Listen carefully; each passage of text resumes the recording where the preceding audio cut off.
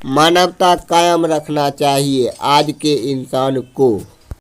इंसानियत से बढ़कर जाति या धर्म नहीं होता। प्यार की तब होती है मौत जब लोगों के लिए प्यार से ज़्यादा मायने रखता है जात पात।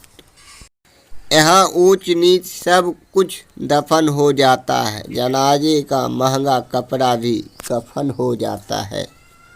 अगर हर एक इंसान दूसरे इंसान को बिना अमीरी गरीबी ऊंच नीच जात पात काला गोरा और नफरत की नज़र से देखना बंद कर दे तो दुनिया बदल सकती है।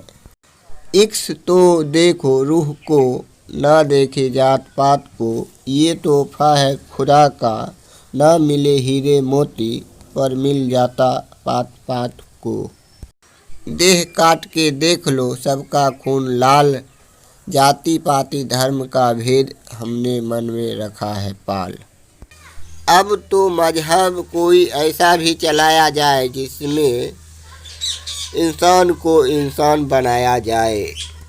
बेशक रंग मेरा काला है पर दिल साफ रखता हूँ, करता है जमाना पीठ पर बातें, मैं मुंह पर कहने का साहस रखता हूँ।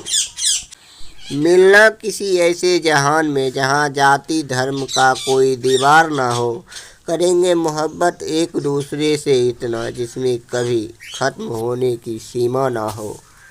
ना ऊंच नीच में रहूं और ना जात पात में रहूं, महाकाल आप मेरे दिल में रहना, मैं तेरी औकात में रहूं। राजपति गुप्ता का शायरी।